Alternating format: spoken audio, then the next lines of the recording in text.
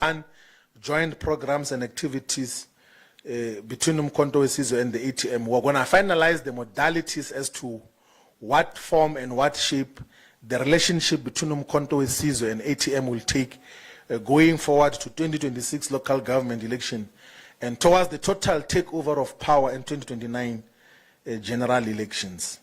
And we are going to continue to have engagements with all progressive political formations with the aim of building a common and single electoral platforms for 2026 and 2029. These actions are part of the broader strategic mission to build Umkhonto weSizwe as a movement and not a small political party. This arises from the objective appreciation that unless and until the MK leads a broader movement, our hegemony will not be thoroughly exerted across all spheres of society. Provincial, regional, sub-regional, and world structures of Umkhonto weSizwe must identify, characterize, and build sound relationships with all major black organizations, formations, and societies, inclusive of religious institutions, civic organizations, civil society formations, and all structures where our people are organized.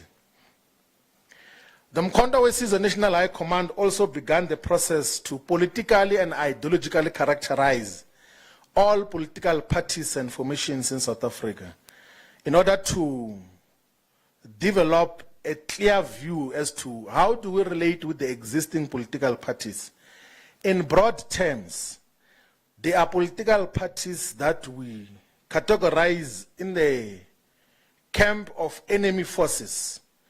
There are parties that we categorize in the camp of contested opponents, not enemies. So there's a difference between enemy forces and opponents. With an enemy, you don't engage. With an opponent, you can engage with a view that you can have a common perspective on some of the issues. And then, of course, there are political parties that are there for the sake of being there, but they do not have any potential to could win any political power, even at the local state level. And our characterization, we should state this, of the former liberation movement, the ANC, is that it remains a contested opponent, not an enemy force yet, despite its current ideological and political disposition and its current alliance with the enemy forces. That is our characterization of the former liberation movement, that the former liberation movement is a contested opponent despite its relationship and alliance with enemy forces. That majority of black political formations in South Africa are potential strategic allies to Umkhonto weSizwe, as they largely advocate for policies and political positions similar to those of Umkhonto weSizwe. Our characterization of the domestic balance of forces as Umkhonto weSizwe is that currently the balance of forces are in favor of the forces of progressive change as led by Umkhonto weSizwe. We maintain firmly that the results announced following the 2024 general elections do not represent the will of the people. We also believe that the so-called government of national unity does not reflect the will of the people. These logical observations, alongside empirical evidence at our disposal, continue to inspire and guide our legal challenge to the announced election results, which we believe do not reflect the true democratic choice of the people. And for that function, we are going to take the challenge of the 2024 election results to even international courts if the domestic courts are not going to thoroughly and fairly deal with that. We believe that Umkhonto weSizwe is in a pole position to lead and unite all progressive forces into common political program aimed at achieving total liberation and emancipation. Guided our principles of unity, Ubuntu, Pan-Africanism, honesty and respect, the MK is confident that it will forge the necessary strategic and tactical alliances to safeguard our revolutionary and popular path to state power. In terms of the regional and continental relations, the National High Command is resolved to deepen our engagement with the revolutionary movements and governments across the African continent, including the Polisario Front, which is from Western Sahara, and countries, the progressive countries in the Sahel region of the continent, also to deepen our relationships with the people and the government of the Democratic Republic of Congo, and will have engagements with all the diplomatic missions of progressive countries here that are based here in South Africa. In relation to the ongoing stalemate between Western Sahara and the Kingdom of Morocco, Mkhonto weSizwe will play an active role in seeking and mediating a permanent solution between Western Sahara and Morocco. In this regard, the Mkhonto weSizwe will engage with the Polisario Front and also engage openly with the Kingdom of Morocco to seek a permanent and lasting solution to the current impasse. We pay particular attention to the impasse between Western Sahara and the Kingdom of Morocco because the year 2025 marks exactly 50 years since the dispute over whether Western Sahara is wholly part of Morocco or an autonomous region of Morocco or an independent country or nation. President Jacob Zuma and the MK leadership will engage with all the parties involved, will also engage and visit the Kingdom of Morocco to engage with all the parties involved with the aim of bringing the permanent stability and solution to that particular region. These efforts are aimed at strengthening Pan-African solidarity, also to advance continental decolonization and continental economic integration, which should be aimed at resisting the neo-colonial and imperialist influence. The MK's analysis of the continental politics and developments are not done for the sake of it, but as a mechanism to guide concrete actions and programs which the organization must purposefully pursue. The International Relations Committee of Mkhonto weSizwe will establish focus groups which will pay detailed attention to all regions of the African continent and constantly guide the leadership on the developments in the continent. So we will have a team in Mkhonto weSizwe which will have a direct focus on what is happening in North Africa, in Central Africa, in West Africa, in East Africa, in Southern Africa, in each and every country so that we are fully aware. But also we'll have a dedicated team which is going to focus on our friends from the East in terms of what are the developments, but also are going to have a dedicated focus on all the political developments in the West, because those countries even have got dedicated focus on what is happening in our own country. So we must pay attention as to what is happening in those particular countries. The National High Command congratulates the republics of Ghana and Namibia for holding successful elections and undergoing peaceful transitions of power. We celebrate the election of President Dramani Mahama as the President of Ghana, who was elected on the 7th of December 2024 and inaugurated on the 7th of January 2025.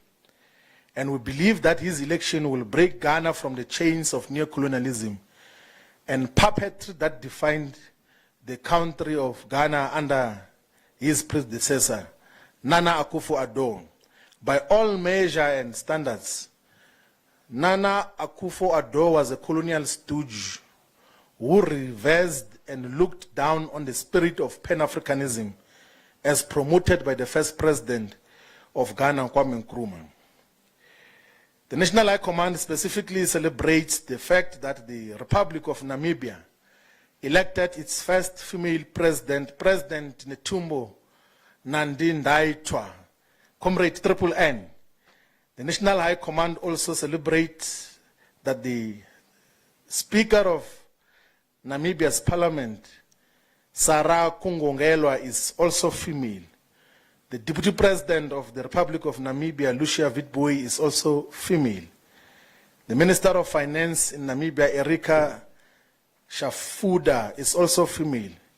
And the overall composition of the national executive in the Republic of Namibia has got one of the most balanced and representative cabinets in terms of female participation and representation.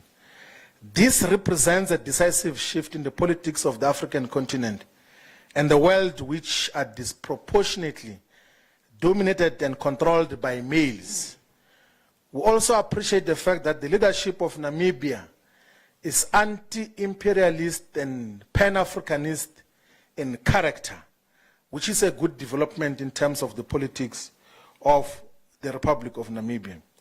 In our celebration of the democratically elected presidents and heads of state, we as Umkhonto we Sizwe unequivocally associate with the revolutionary overthrow of puppet neo-colonial regimes and governments, particularly in the Sahel region of the African continent.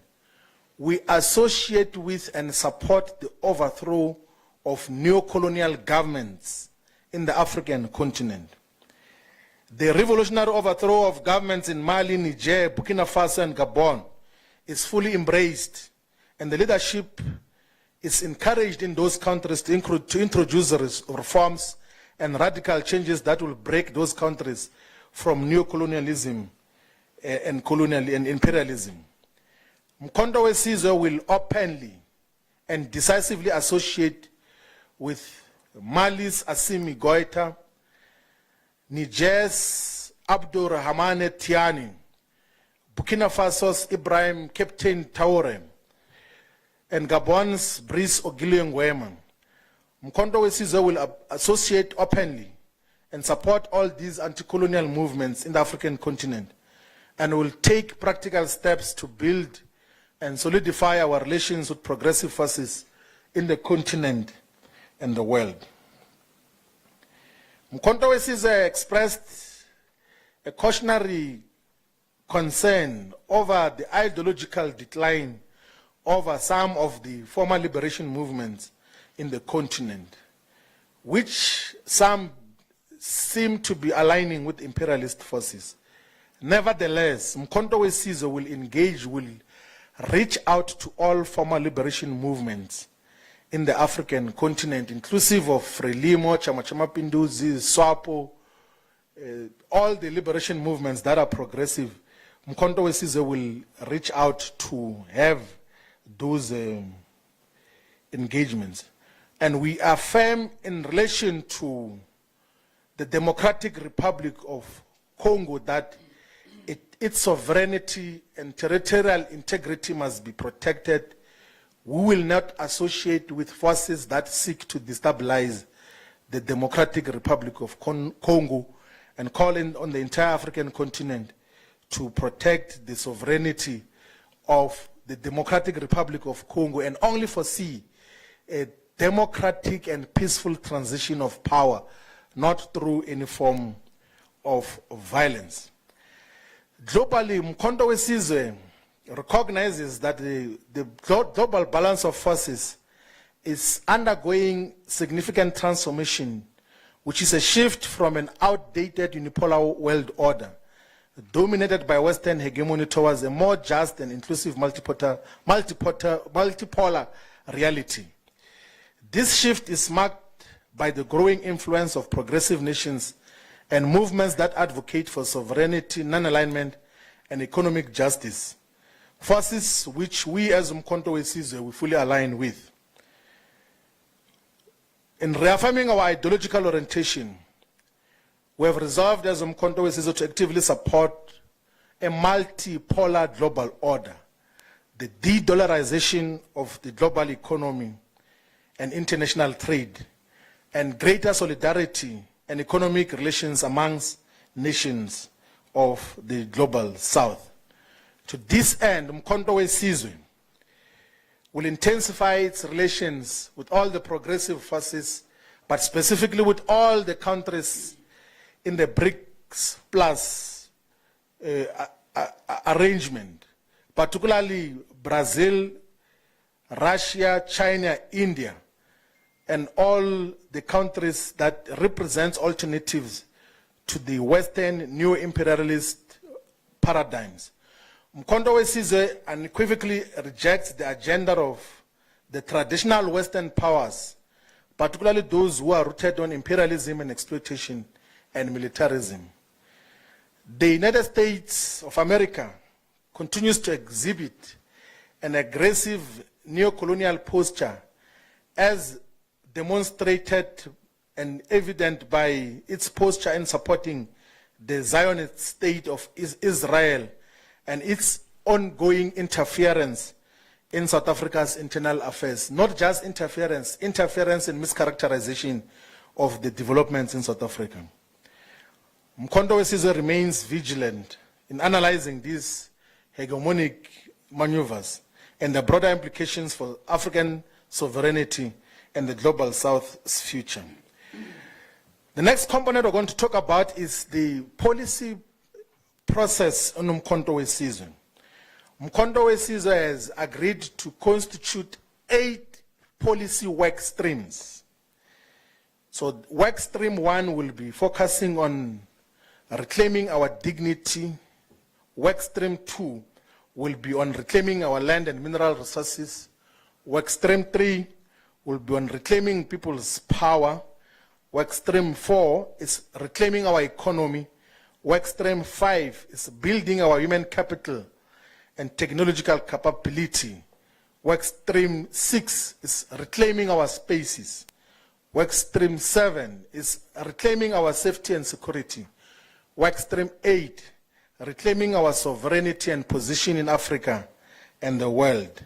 So these are the policy work streams which are going to be led by members of the National High Command as conveners of those work streams. But they are going to be composed of course, other members of the National High Command, members of provincial detachments, MK public representatives, representatives of the MK Youth League, Women's League, and Students' Movement. Also representatives of the interreligious movement that associates with MK. Representatives of traditional leaders, professionals, people with disabilities, military veterans and ex-combatants, and experts in different fields. So these work streams are going to enhance and get to solidify the policy positions and draft policies that already were presented and tabled to the National High Command. And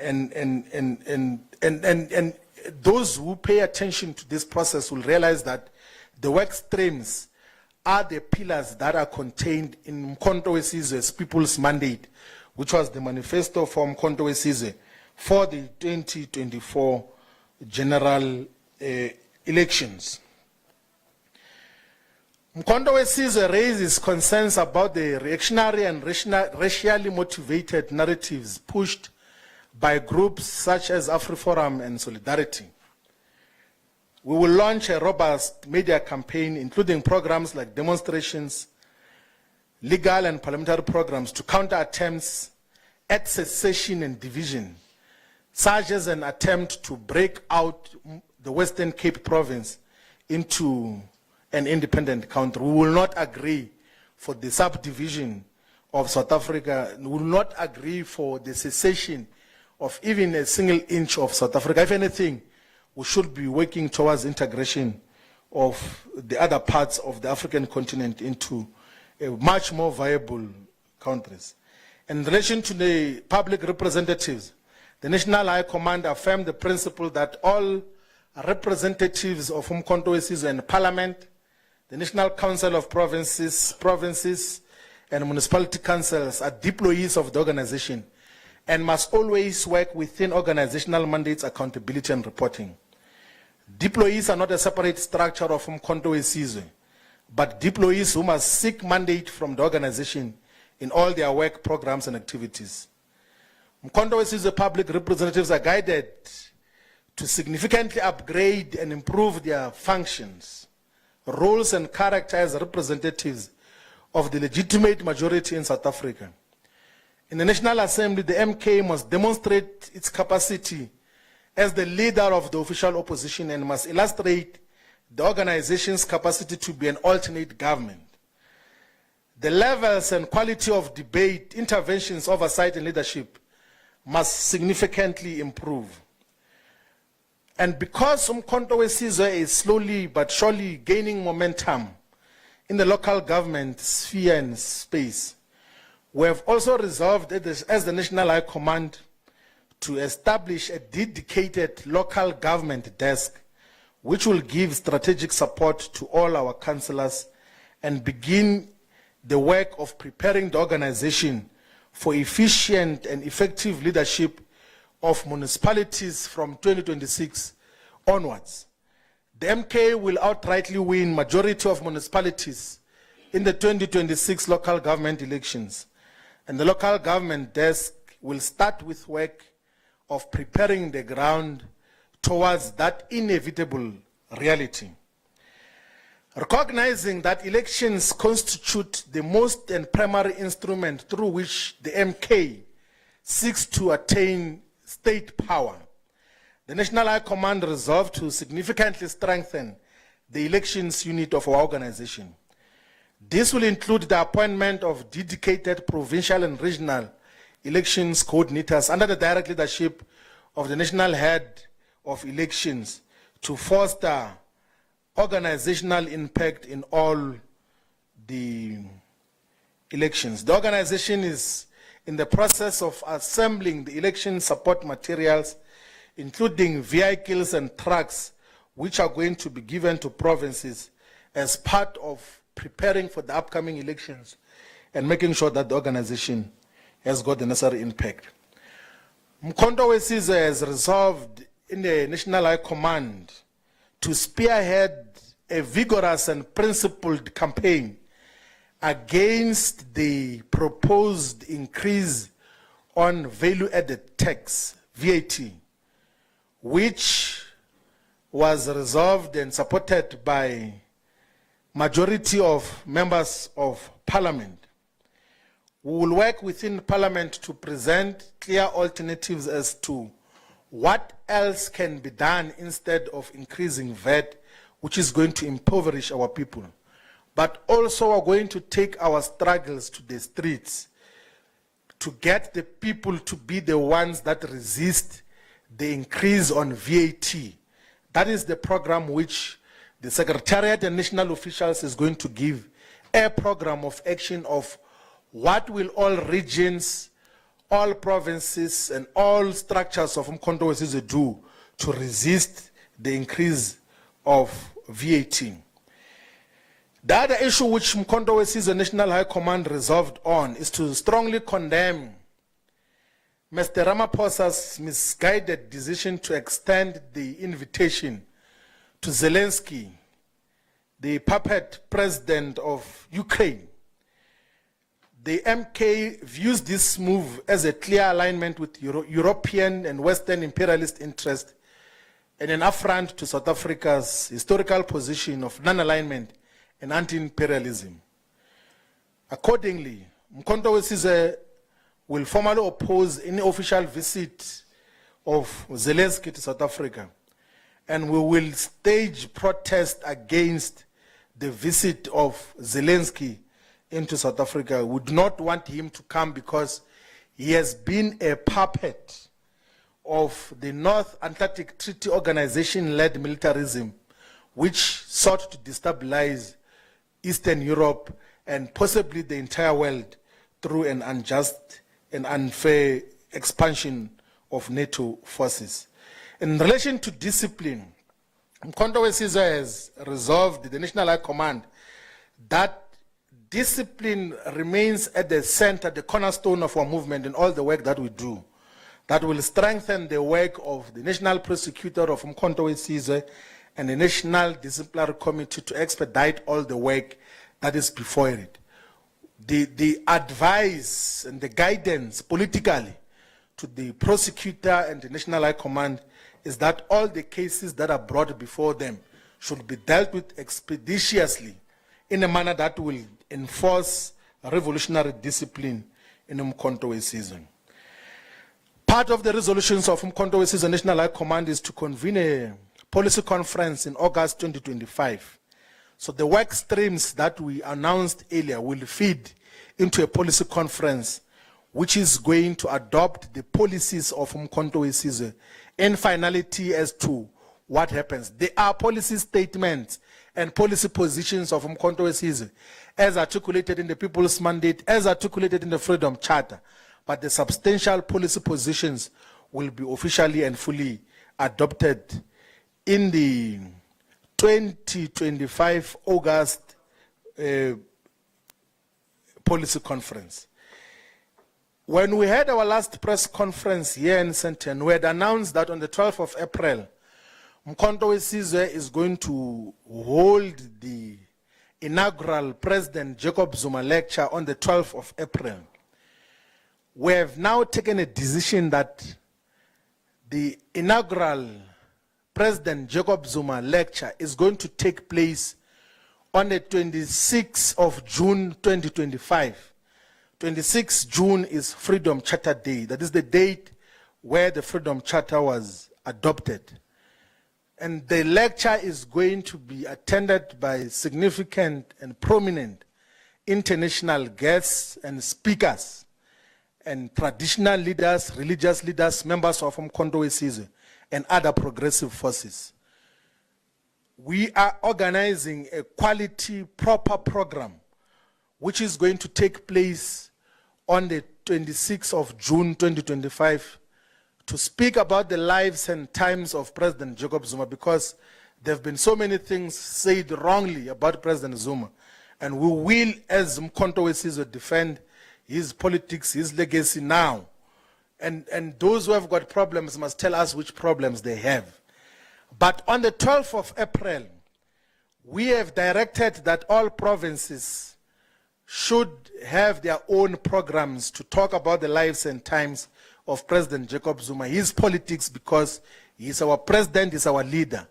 And there's been so many distortions of his politics. There's been so many caricature of his politics. There's been so many things that are said wrongly about him. And we should openly associate and defend President Zuma as Umkhonto weSizwe. So all provinces will be advised to hold their own programs on the 12th of April, which coincides with the birth date of President Jacob Zuma. The last issue which the National High Command resolved on was to instruct the Secretariat and the national officials and the deployees of Umkhonto weSizwe to provinces to expedite the process of appointment of all the remaining provincial detachments, but also the regional detachments of the regions that do not have regional leadership.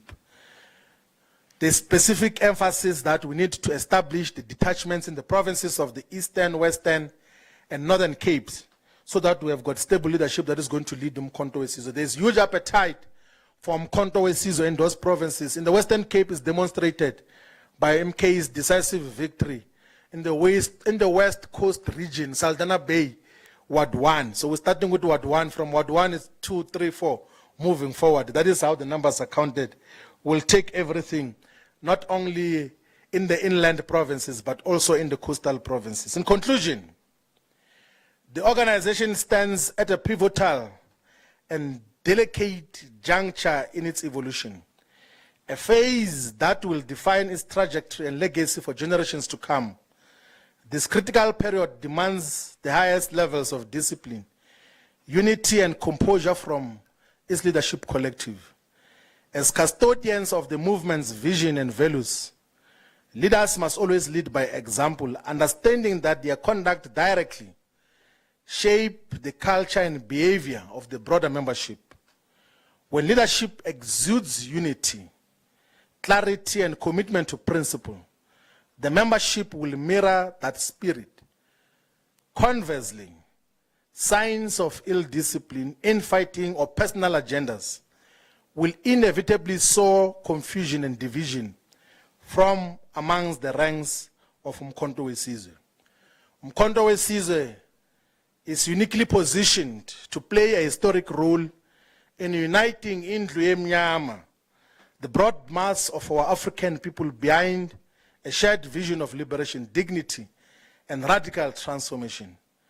But that mission will only succeed if the organization itself reflects the unity and moral leadership it seeks to inspire in society.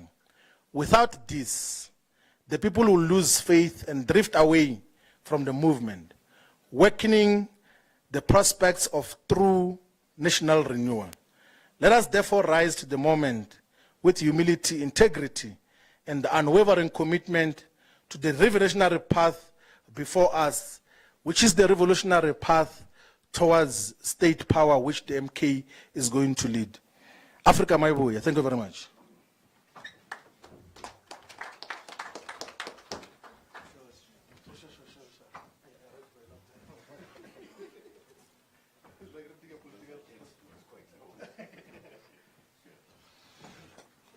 No, thank you, SG, for a very comprehensive, informative media statement. We've come to the point where we'll get, by show of hands, the members of the media to ask questions to the leadership. I know we have a roaming mic, and could you please, when you want to ask a question, state your name as well as the organization that you represent. Thanks. By show of hands. We'll start here, then we'll go 2, 3, 4. We'll take 5. So there's 4 so far. Okay, let's start over here.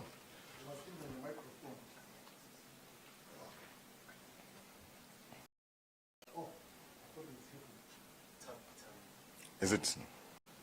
Press it. Is it on?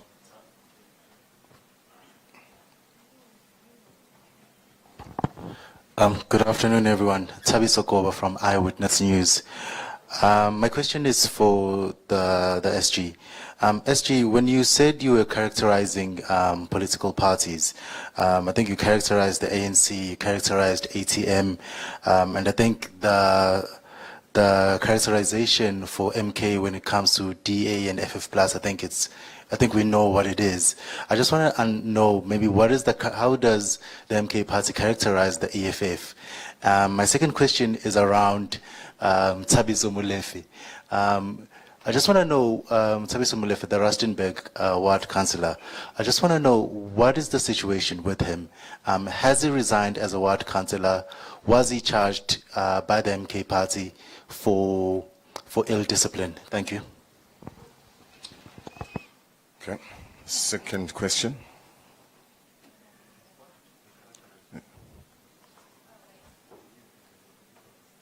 It's Jokas from ENCA. It's working. It's working. Thanks. I just have 2 questions. So you speak about the stance of MK when it comes to the rejection of the VAT increase, but I just need more clarity on what you plan to do as the MK party, because the DA has obviously gone to court. But what are you doing as MK to either stop this or challenge this or whatever the case might be? And then secondly, you have 8 MPs that have not been sworn in. That could have significantly changed the dynamics in the vote in Parliament when it comes to the budget. Why have they not been sworn in? Thank you. It's Natasha Perry here from SABC News. Just to jump onto Heidi's first question about the fiscal framework, will you be joining the DA's litigation against it? And then just on your recent by-election victories, I think this is, the number's now up to 7, so the MK has 7 wards under its leadership. The assessment of the party's performance, so far, seeing that some have labeled you as the new kid on the block. And just, SG, if you can just elaborate on your cooperation with the ATM. The last time, I think 2 weeks ago, I spoke to the leader of the ATM, Mr. Zungula, and he had said that the cooperation isn't meant to actually swallow the ATM into the MK party, but I think there's that perception around it. Can you just please clarify it? On international matters, You've touched on this, but would you say that the tariff hikes imposed on South Africa perhaps demonstrate a political statement on South Africa's foreign policy decisions? And then the last question is your reaction to Ronnie Jackson's proposal to sanction South Africa over its ties to Russia, China, and Iran. Apologies for the many questions. Thanks. Good afternoon. Liam Avumisa from Newsroom Africa. SG, I just want to find out, perhaps just to pick up on my colleagues with regards to the vacant seats in Parliament.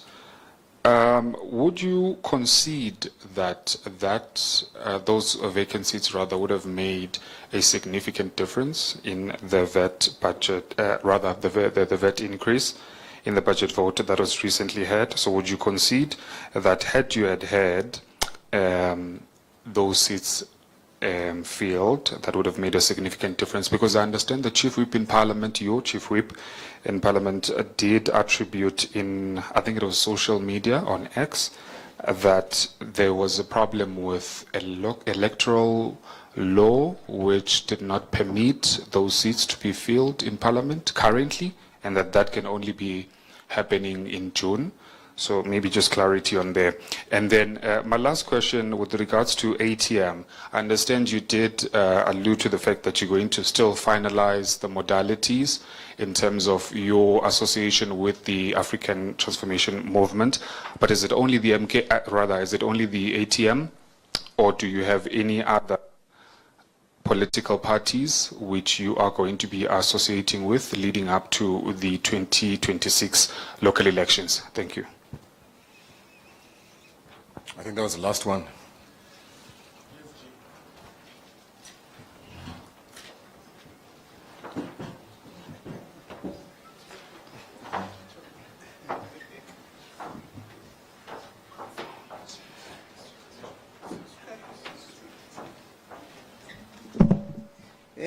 Thank you very much to the national chairperson, to the national spokesperson.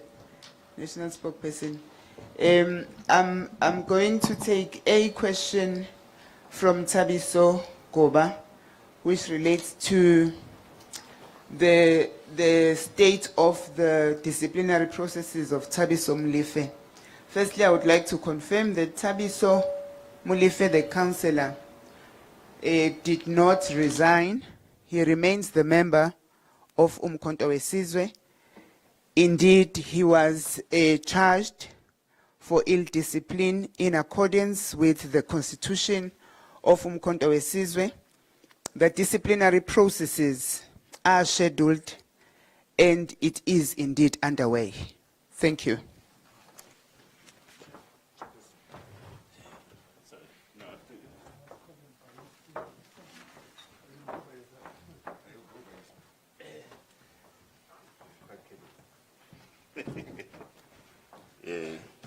No, thank you very much.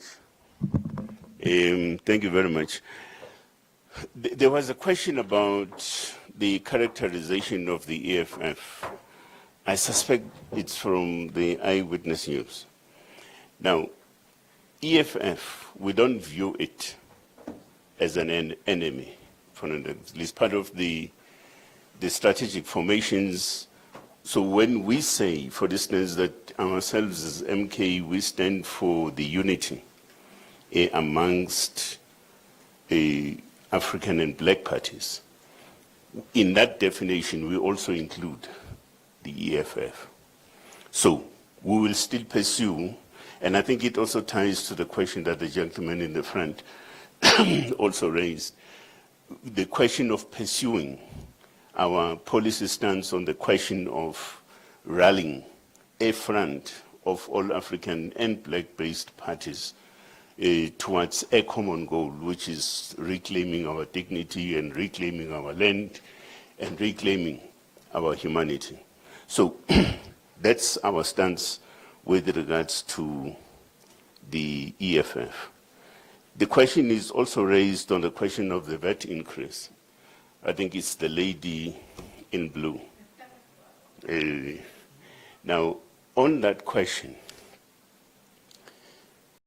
see, the fate of our people is in their hands. It's not in the hands of the courts. Our fate as ordinary people on the ground is in our hands. Now, and that's why we emphasize the question of mass mobilization, for an example, on the ground in the fight against value-added tax increase. So are we going to join the DA? No, we won't. Our stance is quite clear on that question. Sorry. Maybe also because you asked something about the tariff hikes, you said something about it. Two things about it. The tariff hikes, they represent this kind of aggression that our statement has alluded to. The type of arrogance and aggression as demonstrated, for instance, by the US is anti-peace and anti-stability. So, and that's how we view it. And we think that it is a matter that could have been and still could be handled quite differently. So I thought, let me just deal with the two things. I think you have an answer on the question of ourselves being new. Did you say you were a new kid on the block? Yeah. The new kid on the block has got 6 wards in this country in a space of about, 15 months of existence. A new kid on the block that has got significant number of seats in the national legislature of this country. A new kid on the block that essentially won KZN, and we only suffered the fate of the gangster politics there in that particular province, and that's why we're not governing. But in a sense, I think you have an answer to that question. Thank you very much.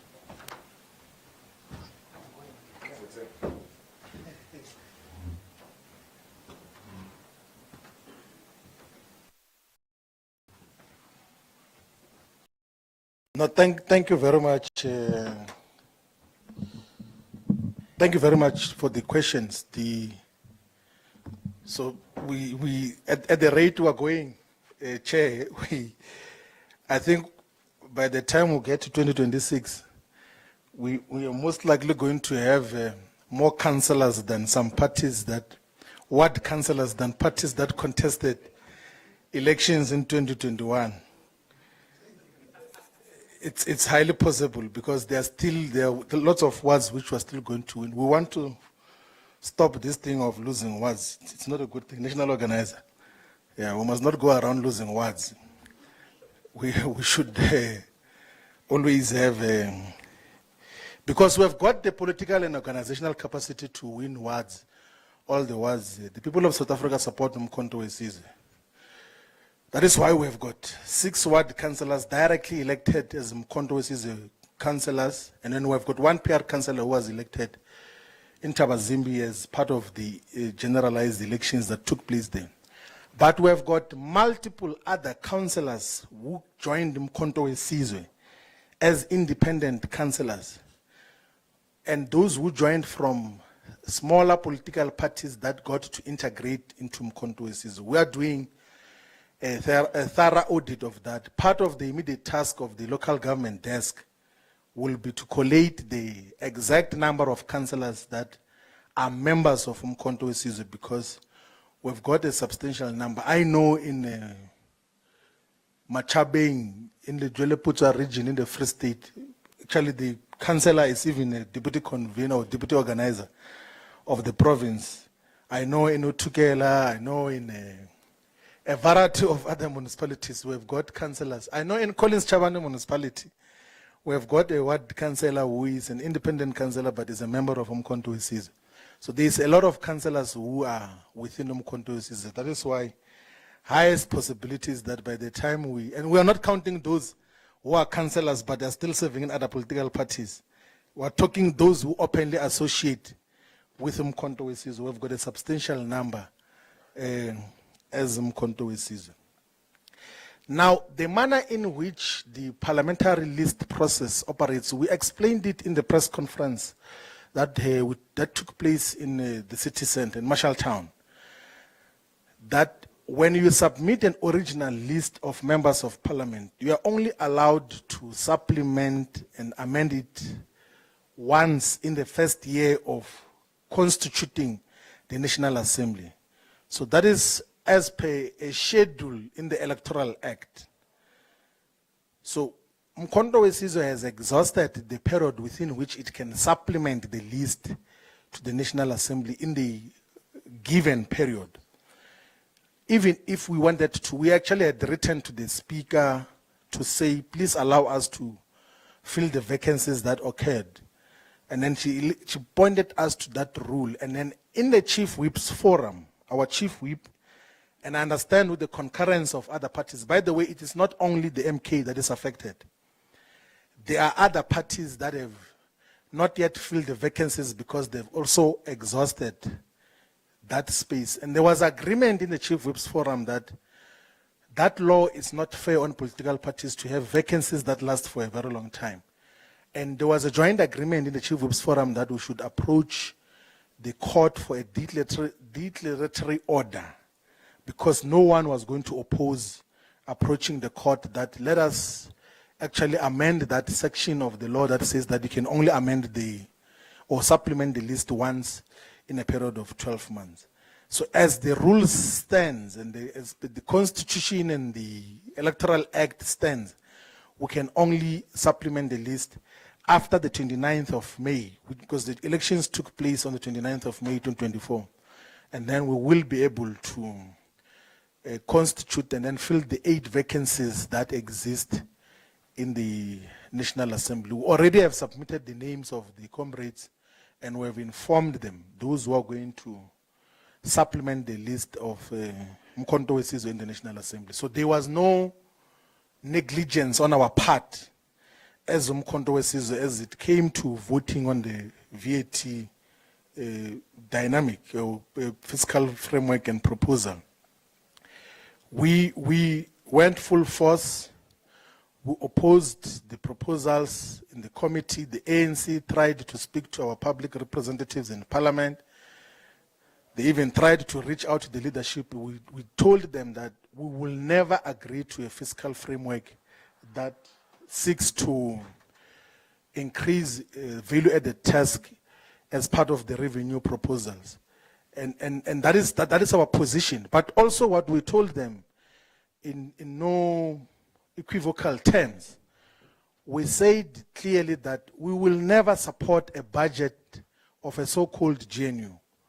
Why would we support a budget to give to John Steenhuisen to deal with land issues? We'll never do that. We will never support a budget to give to representatives of our former oppressors and their representatives whose ideology and politics still want to safeguard those interests, and then we then sit as Mkhonto weSizwe to associate with such. It will never ever happen under no circumstances. But as MK, we have got very comprehensive alternatives as to how do we get to get different revenue streams for the state to sustain its obligations on a constant basis. That we have much more clearly. I think the chair, I don't know if you have dealt with this much more clearly, that we have had, in the statement that we issued after our bilateral with the African Transformation Movement, said that the Secretaries General are going to meet to deal with the modalities. So we don't want to second guess now what will be the outcome of those modalities.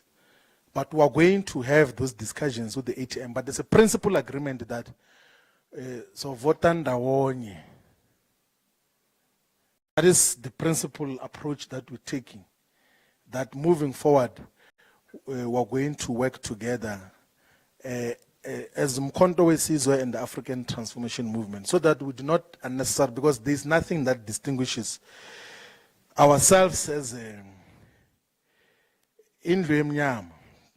Now, the other question is, I think the national chair has dealt with the question about how do you characterize the economic freedom fighters. I think that there was a mistaken characterization by the EFF. The ones said MK is enemy number one. We realized it was a mistake characterization. It's not possible for, just by the nature of your constituencies and the people and the interests and the politics that you represent, no matter how subjectivity overwhelms you, there are certain characterizations that cannot be true. No matter how you think of certain individuals in terms of their politics and posture, you have to be able to distinguish as a revolutionary between opponents, between potential strategic allies, and enemy forces. Like, despite the fact, like we know as Mkhonto sees it, that the ANC is largely in the hands of enemy forces now in terms of its ideological disposition. That is why they've got no problem associating with the enemy forces and forming a government with them, and giving them strategic departments of basic education, of land. But we despite the fact that we know that they are in bed with enemy forces, we didn't characterize the African National Congress as an enemy force. We said it's a contested opponent.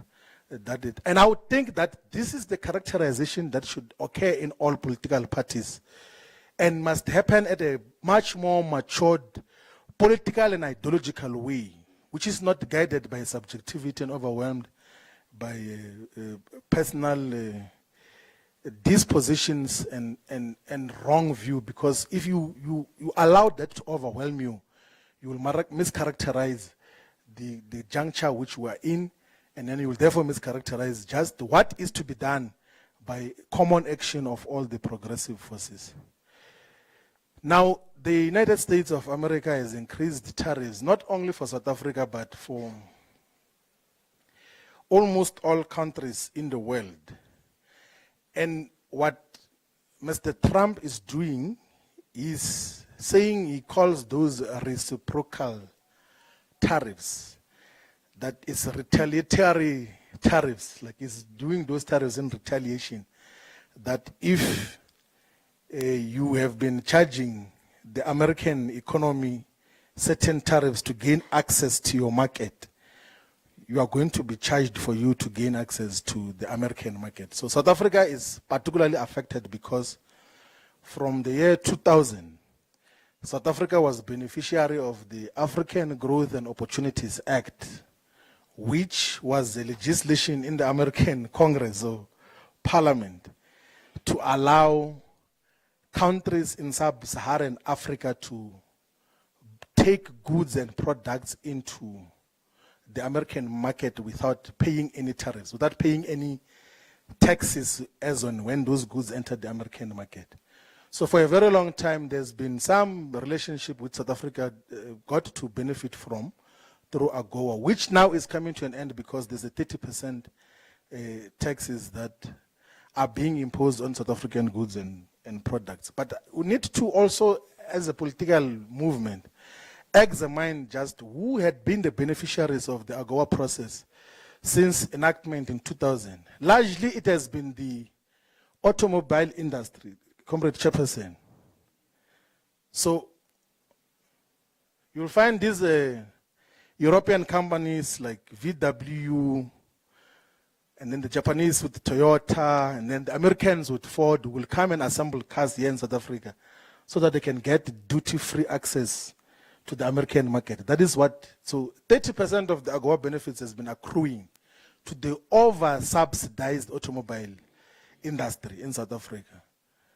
And where they will just come and assemble cars so that they can gain free access to the American market. And then the second category of that was something called ferroalloys, and then agricultural products, citrus, and all of things.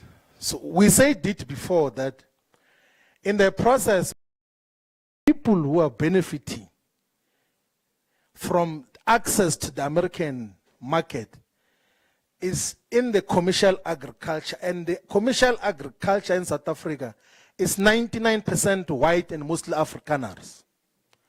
They are the first victims. We can't say, no, what about workers? Farm workers are treated like slaves. They're not benefiting anything. There's no farm worker who is benefiting anything from the farms that they're working in. They're treated like slaves.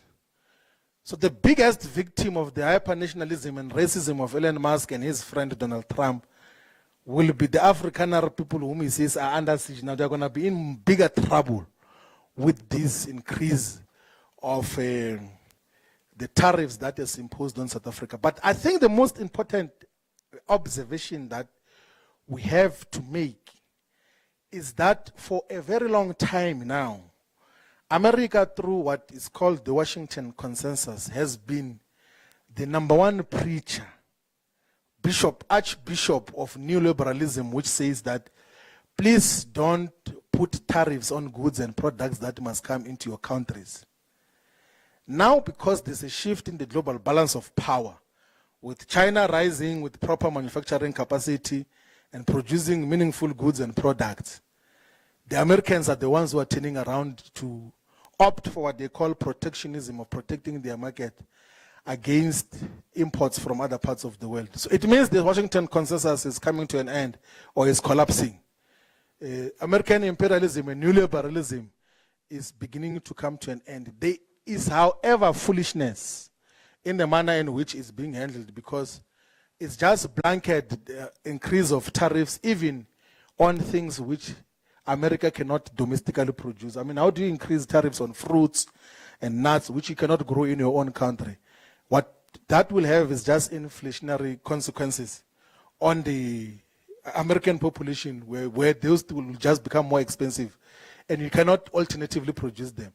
But as an instrument of industrialization, that is what it's trying to do, with the hope that Americans are going to domestically produce their own goods and services. And by the way, in the last issue to then reflect on this, is that part of the things that America is importing from China, Vietnam, and all these other countries are done by American companies in those countries. Apple, for instance, manufactures these laptops of Apple and cell phones in China.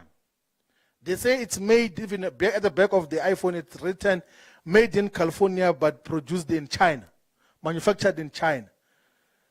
So he must go and fight with those people of Apple. He must fight with his friend Elon Musk, because even Tesla cars, the batteries are made in China. These electric vehicles, batteries are made in China. So there is some levels of folly and foolishness in terms of how the tariffs are imposed in what happens. But what we should, all of us as the progressive global left and global south, appreciate is that the forced neoliberal agenda and forced trade liberalization, which was imposed on behalf of America by the International Monetary Fund and the World Bank, is going to come to an end. Countries are going to be able to develop their own industrial policies and set their own tariffs without being bullied by an American unipolar hegemony which existed for a long time. But in history, America has always tried to use tariffs for its own subjective purposes. But now we're in a different environment. There won't be any wisdom in trying to isolate South Africa from international trade. The call and the demand of Mdntv is that let's intensify our relations with the BRICS countries. If anything, the relations with the West must not mean anything, because they've got neo-colonial and imperialist aspirations, which we must not be beholden to as a people. Our friends have got proper and large markets. The countries in the BRICS plus bloc have got larger economy, larger population than the G7, than the rest of the world, in terms of the strength that we have. If you have got 1.4 billion people in India, 1.5 in China,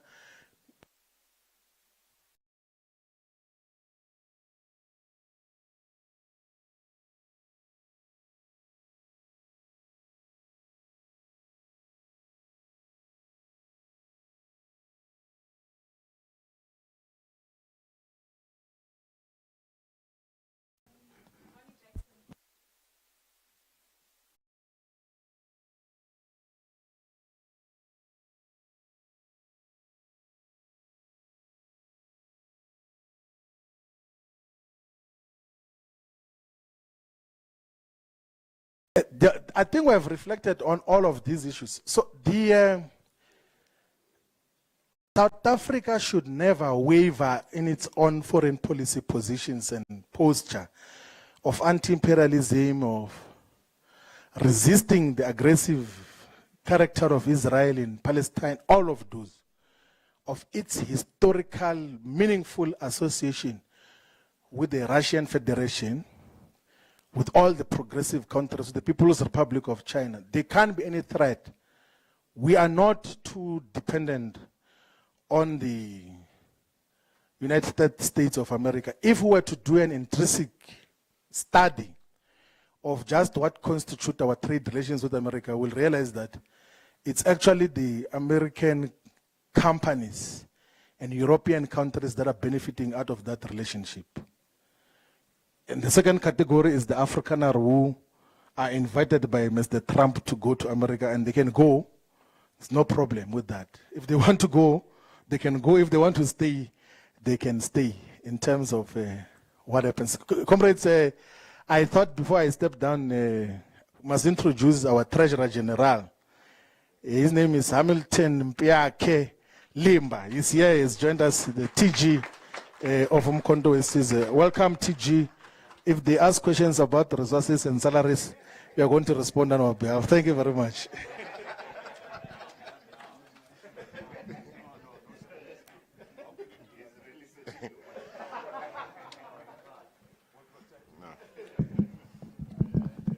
I think we're done. Thank you, SG, for that comprehensive response.